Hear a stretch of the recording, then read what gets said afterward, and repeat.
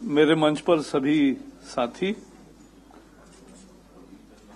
पहले तो ये बहुत ही खूबसूरत प्रेस इन इंडिया रिपोर्ट के लिए श्री एसएम खान और उनके टीम को आरएनआई की पूरी बधाई हो, क्योंकि इस तरह से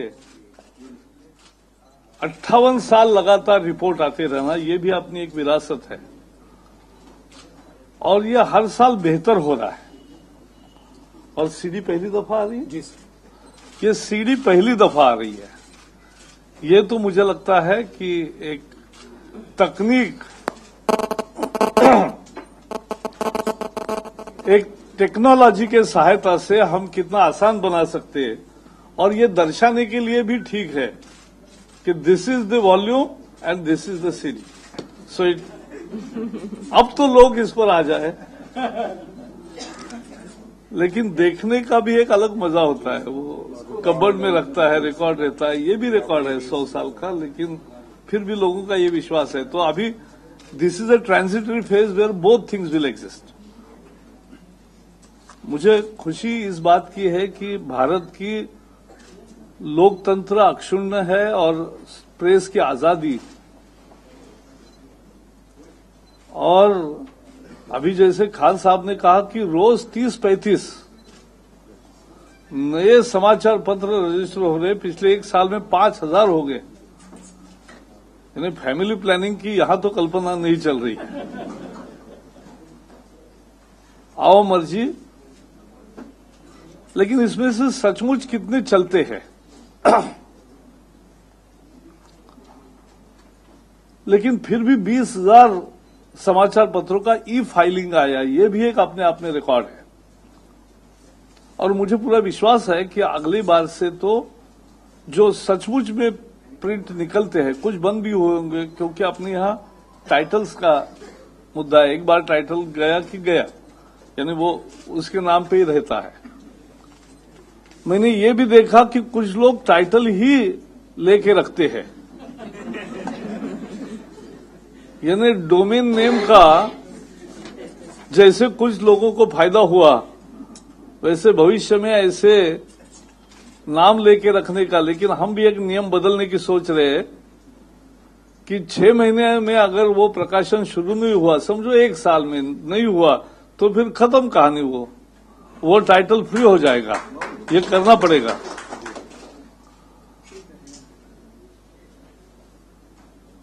एक बहुत बड़ी प्रक्रिया है, लोकतंत्र की ताकत है कि समाचार पत्र निकले। और जैसे कह रही थी कि लोगों को लगा था कि जब टीवी आएगा तो ये खत्म हो जाएगा, नहीं हुआ, उल्टा बढ़ गया। 45 करोड़ अगर सर्कुलेशन पर डे है 125 करोड़ के देश में, तो हमारे घर भी तो 24-25 करोड़ है। तो 25 करोड़ घरों में अगर लगभग 50 करोड़ यानी पर फैमिली 2 पेपर जा रहे हैं, ऐसा इसका हिसाब लगता है। अब लेकिन उन्होंने एक बड़ा अच्छा शब्द कहा, दिस इज क्लेम्ड सर्कुलेशन। वो क्लेम्ड अक्लेम्ड कब हो जाएगा, ये राह देख रहे हम। लेकिन सच्चाई है कि 50 साल, ये 56 साल आपका रिपोर्ट रहा है, तो तब से मैं तो पेपर ही पढ़ ही रहा हूं। तो उसमें जैसे मैंने पिछले एक कार्यक्रम में भी कहा कि मैं जिस पूरे गली में 100 घर थे, उसमें केवल 4 जगह पेपर आते थे। मैं चारों घरों में जाकर पेपर पढ़ता था।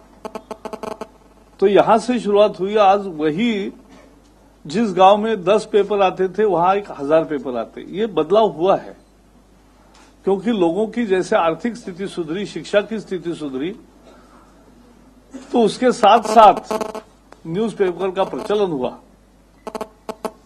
और वहां दृश्य दिखता है टीवी पे। तो लोगों को लगा कि वो होगा, लेकिन उसके कुछ मर्यादाएं भी सामने आ रही है। एक ही दृश्य 500 बार दिखाते, वहां वो अलग है थोड़ी दुनिया। तो लोगों को लगता है, समझो किसी ने किसी को एक चपत लगाई तो वो 500 बार दिखाते, तो 500 बार नहीं मारा है, एक ही बार मारा है। लेकिन ऐसा होता है, उसका एक स्ट्रेंथ भी है, वीकनेस भी है। रिलायबिलिटी में अभी भी प्रिंट की रिलायबिलिटी बनी हुई है लोगों के मन में। हम कहते हैं अरे भाई विश्वास मत करो, या ऐसा नहीं है, बोले छापा है। लोग कहते हैं आपने पढ़ा नहीं, अरे छपा है, वो तो छपा है मतलब सच है। और मुझे लगता है इसी से अगर लोगों में विश्वसनीयता है, वो विश्वसनीयता बनाए रखने का एक चुनौती है, और वो चुनौती अगर स्वीकार करनी है तो रिस्पॉन्सिबल फ्रीडम का हमें नया उदाहरण पेश करना पड़ेगा। As I always say that the press freedom has not come for free, and this freedom entails responsibility. It has to be the responsible freedom. लेकिन कभी कभी मैं प्रेस काउंसिल का मेंबर था, सांसद करके, तो मैंने देखा क्या क्या कंप्लेंट्स आते, और खासकर इसमें छोटे मंजिले बड़े ऐसा बहुत ज्यादा फर्क नहीं है, लेकिन जो आहत होता है वो लिखते रहते हैं और वो कंप्लेंट्स करते हैं, उसकी सुनवाई होती है, तब जो पिक्चर सामने आता है कभी कभी एक गलत प्रवृत्ति बढ़ रही है, इसको भी कौन रोकेगा। प्रेस काउंसिल के आज अधिकार इतने मर्यादित है कि उन्होंने सेंसर किया, ये भी छपता नहीं, और वो जब बताते हैं कि ये सेंसर हुआ है, ये प्रोमिनेंटली यहां छापो, कोई वो छापता नहीं। तो इसलिए प्रेस काउंसिल के अधिकारों को भी थोड़ा चर्चा के बाद बढ़ाने की जरूरत है, क्योंकि प्रेस में कुछ प्रवृत्तियां मैं देखता हूं स्थानीय जगहों पर, और ये मैं देख रहा हूं टीवी में भी।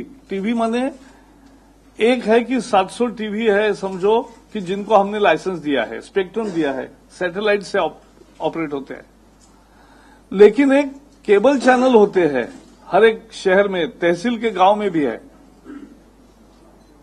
और वहां तो किसी का कोई नियंत्रण नहीं। ये जो 700 लोग हैं, इन्होंने 2 एसोसिएशंस बनाई है सेल्फ रेगुलेशन के जरिए, और उसमें निवर्तमान जजेस को नियुक्त किया है, एक कमिटी है, और वो देखती है कंप्लेंट्स को कि ठीक हुआ है नहीं हुआ है, क्या होता है।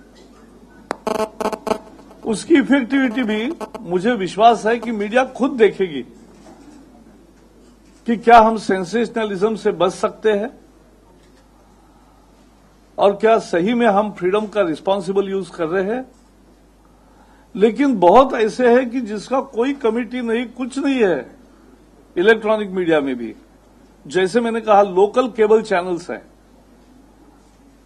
मुझे तो पता नहीं ये कैसे शुरू होते हैं और कैसे चलते, कलेक्टर के से चलते होंगे, परमिशन लेते होंगे, लेकिन ये हमारे सेंट्रल प्रोसेस में नहीं आता। अब उनके कंटेंट का क्या, वो किसको क्या कर रहे हैं, इतने लोग शिकायत करते हैं कभी कभी।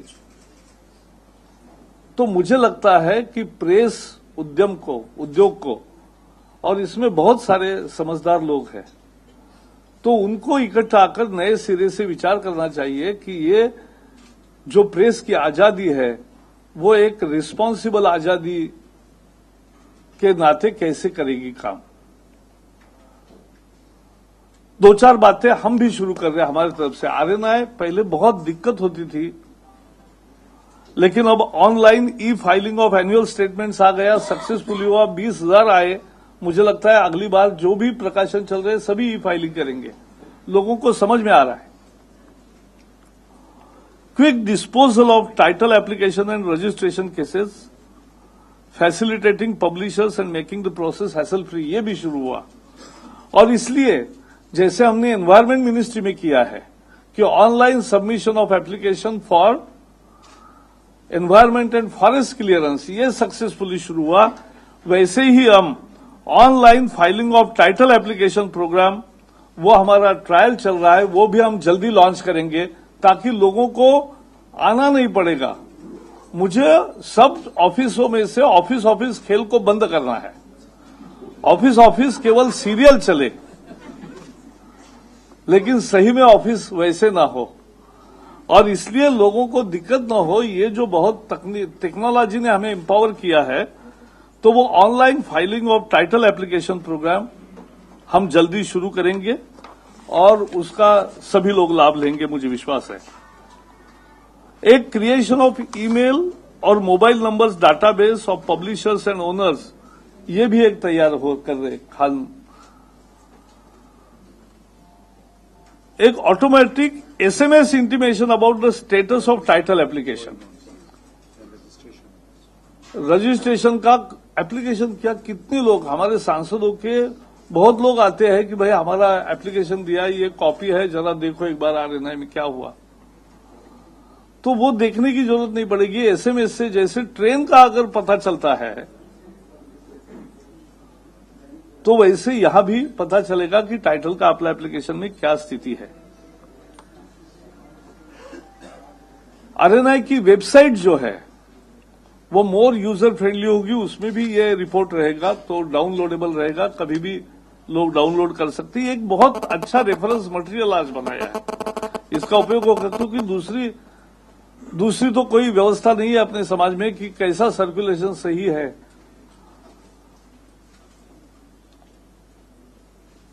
हम अभी एक शुरू किया आरएनआई ने, वो बहुत महत्वपूर्ण है कि title verification letters and registration certificate जो रोज के रोज इश्यू होते हैं, अगर 30-35 एप्लीकेशन रोज आ रहे हैं तो 30-35 शुरू भी कर रहे हैं, या 50 एप्लीकेशन होंगे 30-35 रोज मंजूर भी हो रहे, तो वो, और ये केवल 50-60 लोग हैं,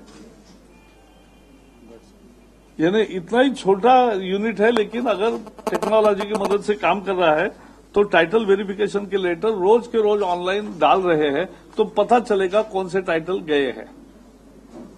एक सूची हो गई तैयार, यानी वो फिर 3 बार नाम भेजे। मैंने भी एक बार किया था तो 3 नाम भेजे, फिर वो 3 नामों में नहीं हुआ तो और 3 नाम भेजो। ये जो चलता था अब वो खत्म कहानी है, क्योंकि आप देख सकते हैं कौन से बुकड़े। लेकिन मेरी तो कल्पना है कि जैसे गूगल हमारा वेबसाइट करना है तो हम जैसे वहां डोमेन नेम की इसमें जाके हमारा वेबसाइट का नाम हम तुरंत तय कर सकते हैं, ईमेल का तुरंत कर सकते हैं। वैसा भी होना चाहिए एक्चुअली। एक कलेक्टर का अगर क्लियरेंस आएगा, क्योंकि एक बेसिक सिक्योरिटी, कौन मालिक है, कौन पब्लिशर है, क्या कर रहे हैं, इनकी रिस्पांसिबिलिटी क्या है, तो ये एक बार तय हो जाए। लेकिन उसके that verification at a ground level, then it has to be a complete mechanical process and it can be made instant. उस दिशा में हमें जाना है। तो मुझे लगता है कि हर छोटे छोटे यंत्र में भी, छोटी छोटी संस्था में भी अगर ध्यान दिया जाएगा तो एक बड़ा काम होता है। और ये काम आज आरएनआई ने करके दिखाया। और इसलिए मैं फिर वही कहूंगा कि प्रेस की आजादी को अक्षुण्ण रखना, उसको जिम्मेवार स्वतंत्रता का सही रूप में प्रकट होना, ये जरूरी है। और भारतीय भाषाओं के समाचार पत्रों का जो विकास है वो भी हमें बहुत अच्छा लगता है, क्योंकि भारत का वैभव वही है। और इसलिए हिंदी स्वाभाविक है कि 6-8 प्रांतों की भाषा है तो वो सबसे ऊपर है। लेकिन बाकी भी they are also catching up and they are regional circulation बहुत अच्छा चल रहा है। रीजनल इंडियन लैंग्वेजेस में जो भारतीय भाषाओं के समाचार पत्र है, इनके अच्छे दिन आ रहे हैं और आएंगे, और उनको इश्तेहार में भी अच्छे दिन आएंगे, ये मैं बताना चाहता हूं। दिल्ली में साहब को दिखाने के लिए जो पहले इश्तेहार होते थे वैसे नहीं होंगे। सचमुच में लोगों के घर में जो समाचार पत्र जाते हैं आम आदमी के पास, उसमें ज्यादा इश्तेहार होंगे, ये एक हम देखेंगे। यस, और इसलिए मुझे लगता है कि ये एक अच्छा मौका था। छोटा है लेकिन हर एक चीज को अगर हम ठीक तरीके से पेश करेंगे तो ये बहुत ही खूबसूरत रेफरेंस बुक आज तैयार हुआ है प्रेस इन इंडिया। यह अन्य लोकतांत्रिक देशों के लिए भी एक बड़ा अच्छा उदाहरण है कि क्या भारत की प्रेस की आजादी है। क्योंकि मुझे बहुत सारे लोग मिलते हैं अनेक देशों के, तो उनको सबको यह आजादी नहीं है। और इसलिए भी मैं कहता हूं कि प्रेस को भी सोचना चाहिए कि अन्य प्रांतों में, अन्य देशों में इतनी आजादी नहीं है जो हमारे यहां है। और इसलिए उसके साथ जो जिम्मेवारी आती है, उस जिम्मेवारी का वहन हम करें और एक रिस्पांसिबल मीडिया का दर्शन दुनिया को दर्शाए, ताकि हम कह सकेंगे कि जैसे दुनिया का सबसे बड़ा लोकतंत्र हम है, वैसे दुनिया का सबसे बड़ा प्रेस तंत्र भी हम है। यह हम सिद्ध कर सकेंगे, यही मेरी इच्छा है। और बहुत बहुत धन्यवाद खान और उनके सबकी टीम को। और ये आया है तो we are working in that direction. Thank you very much.